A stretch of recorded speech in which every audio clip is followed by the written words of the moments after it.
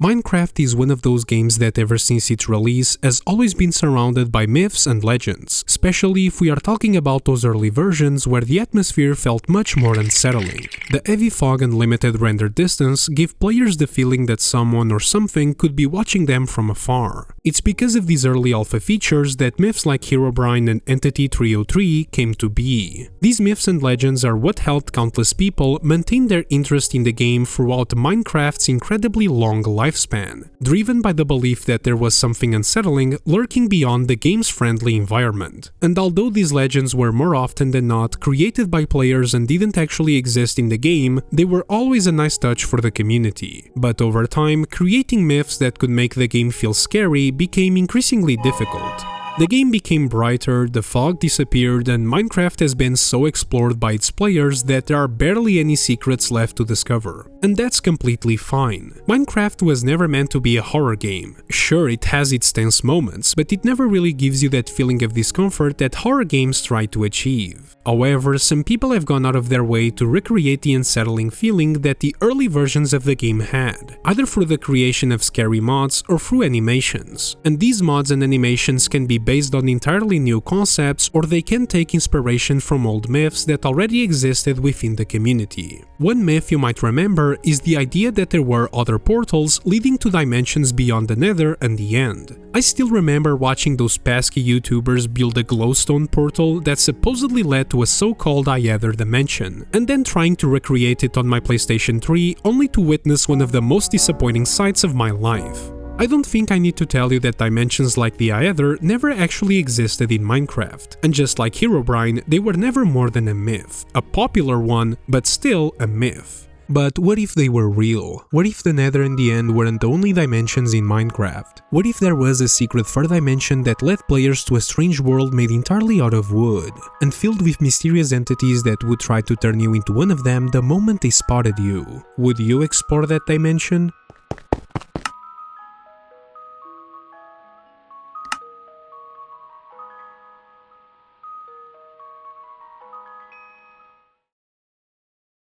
Our story begins with someone named Kaiser. Kaiser is playing Minecraft in an older version of the game, as we can spot several details that give this information away. There's no hunger bar, the grass has that old light green texture, and we can even spot Herobrine in one moment of the video, who was supposedly first sighted in one of those early beta versions. So it's safe to say that Kaiser is playing Minecraft in one of those early 2010s versions, although whether the footage itself also takes place during that period is kind of unclear. Kaiser takes 10 wood blocks and places them in the shape of a nether portal. Surprisingly, when he uses flint and steel to light it, the portal actually opens to another dimension. This new dimension is made entirely out of wooden blocks. It has no sky and it gives off that backrooms vibe, the feeling of being in a liminal space, a space that feels both familiar and deeply unsettling at the same time.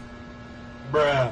With seemingly not much to do in this new strange dimension, Kaiser decides to collect some wood from a nearby tree. As he chops down the tree, he notices that there's something off about the wall right in front of him. As he gets closer, he realizes that the strange wooden creature is camouflaged within the wall itself. Both the creature and the wall are made from the exact same type of wood, making it almost impossible to notice at first glance. As Kaiser slowly approaches the creature, it suddenly turns its head and looks directly at him. Immediately, he turns around and runs as fast as he can. While making his escape, he hears a pair of footsteps coming from behind him. The creature was following him.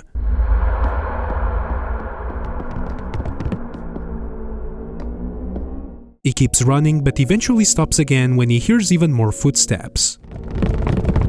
There wasn't just one creature anymore, there were now 5 of them, and shortly after, even more joined the chase. Desperate to escape, Kaiser finds a narrow passageway and quickly sets the entrance on fire, blocking it off with wooden blocks in an attempt to slow the creatures down. But to his absolute horror, the creatures simply break through the blocks and continue advancing. In sheer desperation, Kaiser starts digging straight downward, as the footsteps grow closer and closer, until... Thankfully, Kaiser was able to evade the creatures, and finally gets a moment to catch his... The second video is from the paw of another person, someone named Alka. Alka goes through the exact same portal as Kaiser, but when he reaches the woodlands dimension, instead of going left like Kaiser did, he goes to the right. He almost immediately finds one of the wooden creatures, which once again is trying to camouflage itself within the surrounding environment. The creature starts pursuing Alka, and as he runs, he realizes that with each step he takes, more and more creatures begin joining the chase. This leads him to barricade himself inside one of the nearby structures using cobblestone, and thankfully for Alka, it seems that the creatures aren't able to break through cobblestone the same way they can break through wood. The structure Alka finds himself in appears to be similar to a mineshaft from the overworld, except it's made entirely out of wood. And although it's definitely safer than being outside, there's still danger lurking around every corner. With some caution, Alka wanders aimlessly through the wooden hallways. After all, everything looks the same on the inside. But after some time, he finds a passage that leads to another compartment of the structure. Alka comes across a bunch of the creatures running around what appears to be an end crystal, almost as if they are worshipping it. However, he ends up getting a little too close.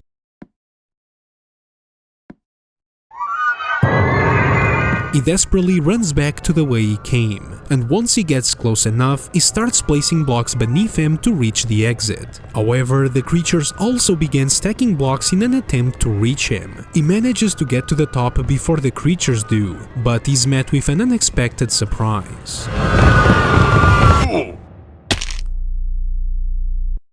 Okay, I think this is the perfect time to take a moment and organize the information we have gathered from both Kaiser's and Alka's paths. The dimension they were transported to through that strange wooden portal is made entirely of, well, wood. And although most of the dimension is made of oak wood, other types of wood blocks can be found scattered around the structures of the dimension. Speaking of the structures, most of them just don't seem to make any sense. In Kaiser's video, for example, there is for some reason a large empty square room beneath the floor that contains a single creature. And in Alka's video, the room where the wooden entities were worshipping the end crystal also doesn't make much sense, being located inside what appears to be a mineshaft. This is very similar to the random layouts often found in backrooms levels, which might even suggest that this dimension somehow exists within the backrooms itself. But for now, I think that assumption is a bit far-fetched. While dimensions like the Nether and the End have a variety of different mobs, this dimension seems to contain only a single type of entity, and the best way I can describe it is as a player whose skin is simply the texture of a wooden block. Just like the blocks that make up the dimension, these entities come in different types of wood. Even though oak is by far the most common, we have also seen creatures made from other wood variants. Their behavior, however, doesn't seem to depend on the type of wood they're made of. And speaking of their behavior, that's another thing that kinda confuses me. When the player first spots them, they try to hide by blending into their surroundings. Then they seem to enter a phase where they behave like weeping angels, which are creatures that move towards someone whenever they aren't being looked at. But they only seem to act like this sometimes, because we have also seen them run directly toward the player even when the player is facing them. And that raises another question. What does exactly happen when someone gets caught by one of these creatures? Alka's fate was pretty clear. He died after being pushed from a great height. But we don't really know what happened to Kaiser after he was caught by one of those creatures. Is he dead? Did he somehow become one of them? We simply do not know. But maybe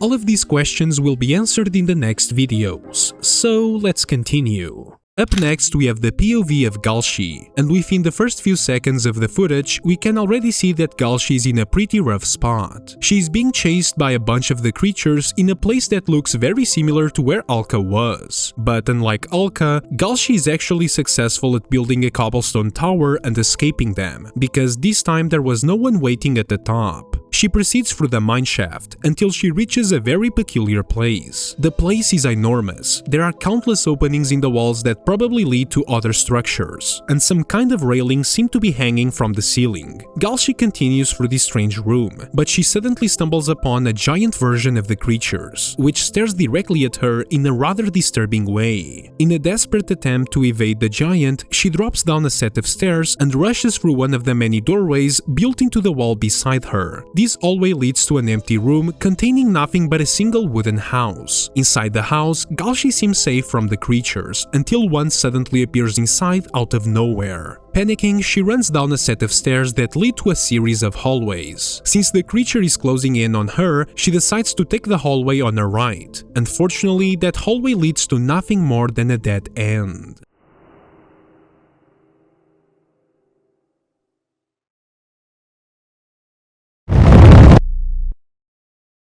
The next footage is once again from Alka's POV, who was the only one out of the 3 people that wasn't technically caught by one of the creatures, which means that after he died, he most likely just respawned like normal. This time, Alka is accompanied by someone else named Rumi Cutie. They are being chased by a bunch of the creatures while trying to set everything in sight on fire, which honestly must be the most effective way to deal with these entities. Since everything and everyone is made of wood in this dimension, fire is probably the key to destroying it, which is obviously what Alka and Rumi Cutie are trying to do. Their plan is actually going pretty well, but everything starts to go to shit when Rumi Cutie gets caught by one of the creatures. And here's a very important detail. When she's caught, no death message appears in the game chat. Instead, it says Rumi Cutie won't come back. Alka continues to be chased. Eventually, he finds a small house which, for some reason, the creatures simply refuse to enter. He goes inside and blocks the entrance. From the outside, he hears nothing but a bunch of footsteps until eventually everything goes quiet.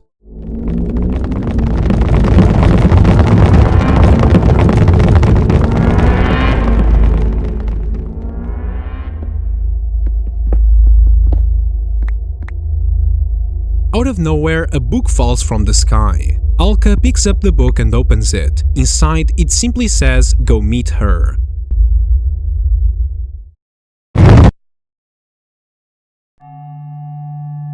Alka is transported to an even deeper layer of the Woodlands dimension, the same place Kaiser, Galshi and Rumi Cutie were taken to after being captured. He walks around for a bit and eventually finds Rumi Cutie, or at least what's left of her. She has been transformed into one of the creatures. She immediately starts chasing Alka, and shortly afterward is being pursued by dozens of them. And is that a giant fucking wooden spider? Alka tries to escape but eventually finds himself cornered. However, he notices that the windows of the structure he's trapped in are shaped exactly like a wooden portal. Thinking quickly, he grabs his flint and steel and activates the portal, managing to escape. And if you found this footage interesting, just wait until you see the next one, because this one is from Rumi Cutie's POV, and it shows us exactly what happened to her after she was captured and how she turned into one of those things. The video begins a few moments before she was caught, when she was still with Alka. And just like Alka's POV showed us, when Rumi is about to shoot one of the entities with her bow, she's touched by one of them and pulled into that strange dimension. Almost immediately after arriving in this new place, she spots that strange wooden spider we saw earlier. But this time we get to see just how disturbing it really is. The spider quickly notices Rumi and begins pursuing her. Rumi tries to hide, but before long, the creatures begin appearing as well. Eventually, she is cornered by the spider and its minions. Seeing that there is no escape, she tries to quit the game, but strangely, the disconnect button doesn't seem to work. And so, Rumi's fate is sealed.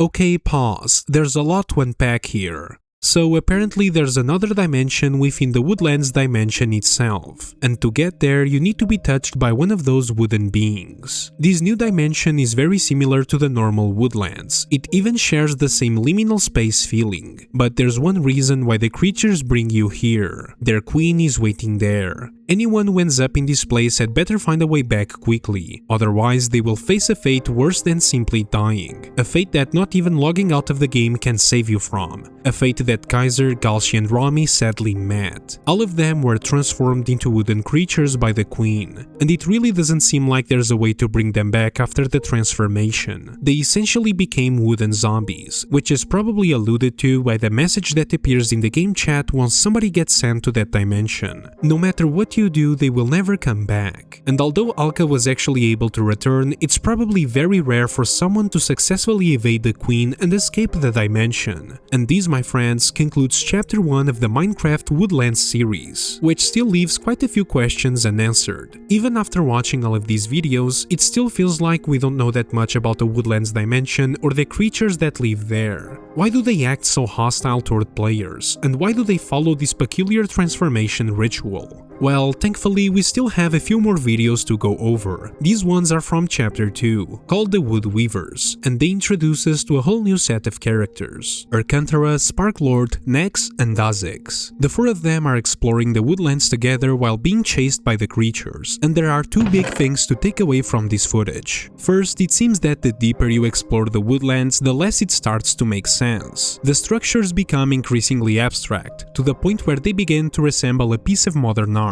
The chests found inside them are also a bit unusual. It seems that each item was carefully placed in a specific slot to form the shape of a wooden structure. And second, the creatures have evolved. We don't know for sure how much time passes between chapter 1 and chapter 2, but one thing is certain: these wooden beings are now capable of things they couldn't do before. They can now break cobblestone, they can float, and they can even walk through walls, which greatly increases the danger they pose. Throughout the video, our protagonists visit many strange places. First, a massive tree with creatures on its branches. Then, the room where Galshi encountered that giant creature. A room that looks like it was taken straight out of the backrooms, and finally a castle made entirely of, you know, wood. After exploring all of this, they eventually decide to go back through the portal, but just as they are about to leave, Erkantara gets caught by one of the creatures, which honestly was kind of her own fault for taking so long to enter the portal. In the next video, we are in Sparklord's POV. Dazix and Nex are there as well, but Erkantara isn't, which as we know is because she was abducted in the previous video. Sparklord enters the portal alone, and here we can see that he and his friends have already built several structures in this dimension, which means they probably come here fairly often. Shortly after arriving, he's ambushed by the creatures, and here there's something important to note. Sparklord opens the game chat, and because of that we get access to all the messages they have sent since the server was opened. Here the group mentions that someone named Charlotte, who is a friend of theirs, had a seizure while playing Minecraft and is now in the hospital in some sort of coma. And although this doesn't reveal all that much on its own, if we go back to the previous video, there's a moment when Dazix also opens the game chat, once again giving us access to all the messages that had been sent on the server. From this, we can conclude that Charlotte is actually Erkantara, which most likely means that her coma is directly linked to the fact that she was abducted and transformed into one of those creatures. But for now, Sparklord and the others don't seem to have reached that conclusion yet. The rest of the video isn't that important. Basically, Sparklord almost manages to escape the dimension, but he's transformed by the Queen just moments before he can enter the portal, which means my boy was also sent into a coma. Lastly, we have a video from another player who comes face to face with the Queen, but this encounter is a little more interesting than the others, since we actually get to see the Queen actively chasing and attacking the player. Ultimately though, the video doesn't really show us anything we haven't seen before. The only curious thing is that at the end of the video, the player manages to escape through a portal that isn't made of oak planks, but rather of oak logs, which might lead to another layer of this dimension, but the footage cuts before we get to see what's on the other side. And with that, we reach the latest video in this series, which is a shame because we are still left knowing basically nothing about what the woodlands actually are. I think this series has a lot of potential, and I really like how the horror is incorporated into it, especially within the context of Minecraft. There are plenty of attempts out there to make Minecraft scary by introducing some terrifying monster that looks like it came straight from hell, but I honestly don't find that approach very appealing, mainly because these creatures, while scary, often feel out of place in a game like Minecraft. The woodlands, however, feel different. I can generally imagine them as a real dimension within Minecraft, a mysterious place that hides secrets and somehow manages to corrupt people in real life. Anyways guys, I'm gonna leave a link to the creator of this series in the description in case you wanna check it out. They definitely deserve more recognition for the amount of effort they have put into these videos. And thanks for watching.